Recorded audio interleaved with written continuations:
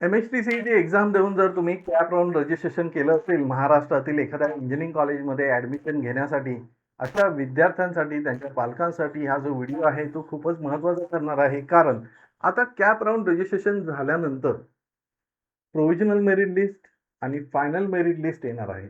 तर एक्झॅक्टली ह्या merit list ज्या आहेत त्या कशा रीतीने तयार होतात आणि त्या मेरिट लिस्ट तयार करताना कोणकोणते नियम पाळले जातात, हे आपण या व्हिडिओमध्ये जाणून घेणार आहोत. नमस्कार, मी Salunkhe sir, Salunkhe sir chemistry या यूट्यूब चॅनलवर आपलं स्वागत आहे. या चॅनलवर जर नवीन असाल तर नक्कीच सबस्क्राईब करा, जेणेकरून तुम्हाला असेच इन्फॉर्मेटिव्ह व्हिडिओ जे आहेत ते पोहोचत राहतील. पहा, आपल्याला ऍक्टिव्हिटी शेड्यूल माहीत आहे आणि रजिस्ट्रेशन डेट जी आहे ती 16 जुलै आणि व्हेरिफिकेशन डेट जी आहे ती 17 जुलै एक्सटेंड करण्यात आलेली आहे. अजूनही तो ॲस्ट्रिक साईन गेलेला नाही. म्हणजे कदाचित, कारण जो 12वीचा इम्प्रुव्हमेंटचा एक्झामचा रिझल्ट होता तो आत्ताच सकाळी पब्लिश झालेला आहे. आज 14 तारखेला मी हा व्हिडिओ रेकॉर्ड करतोय. पहा, ह्या डेट एक्सटेंड झालेल्या आहेत आणि त्यानंतर जी प्रोव्हिजनल मेरिट लिस्ट आहे ती 19 तारखेला पब्लिश होणार आहे. त्यानंतर आपल्याला 3 दिवस कालावधी दिला जातो, जेणेकरून आपण ग्रेव्हियन्सेस जे आहेत ते रेज करू. ग्रेव्हियन्स म्हणजे तक्रार, ज्या काही तक्रारी आहेत त्याचं निवारण या 3 दिवसामध्ये होतं आणि त्यानंतर फायनल मेरिट लिस्ट जी आहे ती 24 तारखेला पब्लिश होणार आहे.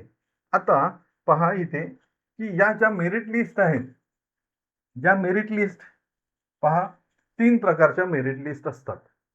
Okay, based on the exam. म्हणजे MHTCETची एक्झाम, जेईई मेनची एक्झाम आणि जम्मू काश्मीर स्टुडंटसाठी एक सेपरेट असते. आता PCMच्या विद्यार्थ्यांसाठी प्रोव्हिजनल मेरिट लिस्ट येणार आहेत, महाराष्ट्र स्टेट, ऑल इंडिया आणि JK मेरिट लिस्ट. तसेच फायनल मेरिट लिस्ट येणार आहे PCMच्या विद्यार्थ्यांसाठी. PCM और PCB ग्रुप शेड्यूल 4 नुसार त्यांच्या सुद्धा प्रोव्हिजनल 3 येणार आहेत, इथे प्रोव्हिजनल 3 येणार आहेत, सॉरी फायनल 3 येणार आहेत. आता आपल्या म्हणजे सर्वात जास्त विद्यार्थी कोणत्या मेरिट लिस्टचे असतात, तर ते PCM महाराष्ट्र स्टेट मेरिट लिस्टचे असतात. प्रोव्हिजनल आणि फायनल आपल्यासाठी या 2 मेरिट लिस्ट महत्वाच्या आहेत. Okay, Maharashtra state merit list, provisional आणि फायनल. आता या मेरिट लिस्ट ज्या आहेत त्या एक्झॅक्ट कशा रीतीने आपण पाहू शकतो, तर मी गेल्या वर्षीच्या ज्या मेरिट लिस्ट आहेत त्या तुमच्यासमोर इथे आणलेल्या आहेत. ही आहे फायनल मेरिट लिस्ट, ही प्रोव्हिजनल आहे. हे पहा, प्रोव्हिजनल मेरिट लिस्ट 2025-26 आणि त्यानंतर ही आहे final merit list. Final merit list Maharashtra state 2025-26 ची. आता ही या ज्या 2 मेरिट लिस्ट आहेत, या मेरिट लिस्ट तयार करत असताना कोणते नियम पाळले जातात, तर ज्या स्टुडंटना हायर पर्सेंटाईल आहे, ओव्हरऑल पर्सेंटाईल, ते स्टुडंट जे आहेत ते मेरिट लिस्टमध्ये टॉप रँकिंगमध्ये असणार. आणि उतरत्या क्रमाने, डिक्रीजिंग ऑर्डर, उतरत्या क्रमाने पर्सेंटाईलच्या हे स्टुडंट जे आहेत ते प्रोव्हिजनल मेरिट लिस्ट आणि फायनल मेरिट लिस्टमध्ये येणार आहे. आता जर समजा 2 विद्यार्थ्यांना सेम पर्सेंटाईल असेल, तर त्या विद्यार्थ्यांच्या बाबतीत 2 किंवा 2 पेक्षाही जास्त असू शकतात. तर त्या विद्यार्थ्यांच्या बाबतीत CET सेल काही रूल्स, काही नियम फॉलो करते. आता ते रूल्स जे आहेत ते आपल्याला या वर्षीच्या ब्राउचरमध्ये म्हणजे माहिती पुस्तिकामध्ये दिलेले आहेत. तर ते रूल्स काय आहेत ते आपण पाहणार आहोत. आता ते रूल्स पहा. हे 2026-2027चा इन्फॉर्मेशन ब्राउचर आहे, ते वेबसाईटवर आपल्याला अवेलेबल आहे.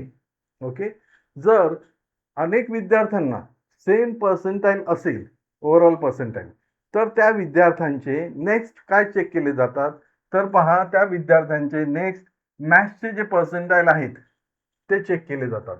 Higher marks or score in mathematics, CET मध्ये म्हणजे MHTCET मध्ये ज्या विद्यार्थ्यांना मॅथ्सचा स्कोर पर्सेंटाईल जास्त आहे त्या विद्यार्थ्याला हायर रँक दिला जातो.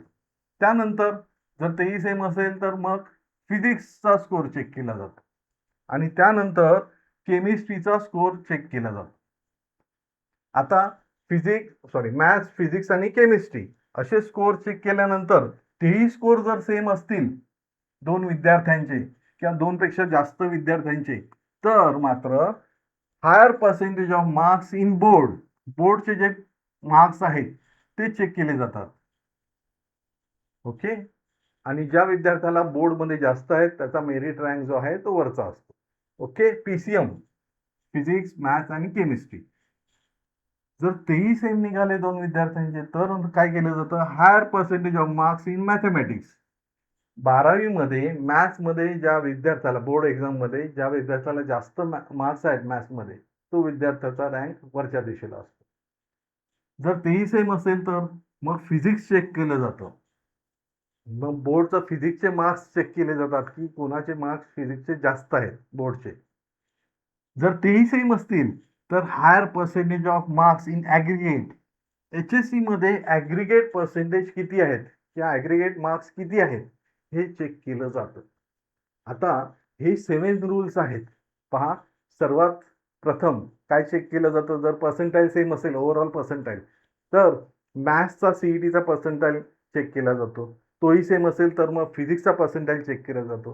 तोही सेम असेल तर पुढे केमिस्ट्रीचा पर्सेंटाईल चेक केला जातो सीईटीचा. जर तेही सेम असतील दोन विद्यार्थ्यांचं तर मग पीसीएमचे पर्सेंटेज चेक केले जातात. तेही सेम असतील तर मग बोर्ड मॅथ्समध्ये ज्याचं जास्त आहे ते चेक केलं जातं. तेही सेम असेल तर मग फिजिक्स चेक केलं जातं. तेही सेम असेल तर मग शेवटी काय चेक केलं जातं, ॲग्रीगेट मार्क्स. बोर्डचे ॲग्रीगेट मार्क्स आहेत ते चेक केले जातात.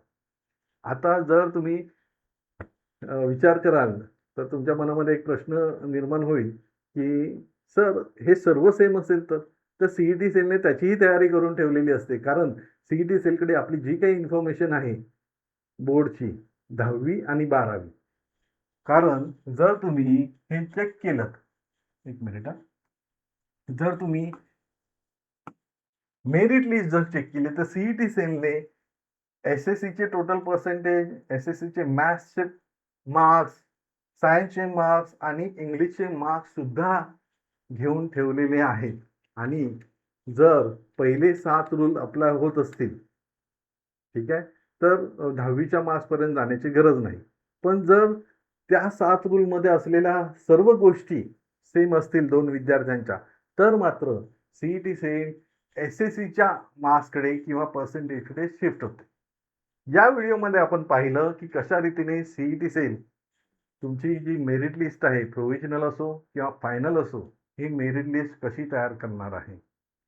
ही मेरिट लिस्ट मध्ये येणारा जो मेरिट रँक आहे तो खूपच महत्वाचा आहे. कारण कॅप राउंड प्रोसेसमध्ये जे काही अलॉटमेंट होत असतात हे या मेरिट रँकच्या आधारे होत असतात. म्हणून पहा, सीईटी मध्ये तुम्हाला तुमचे मार्क्स कळलेले, मार्क्सच्या बेसिसवर पर्सेंटाईल कळलेले आणि पर्सेंटाईलच्या बेसिसवर आता रँक कळणार आहे.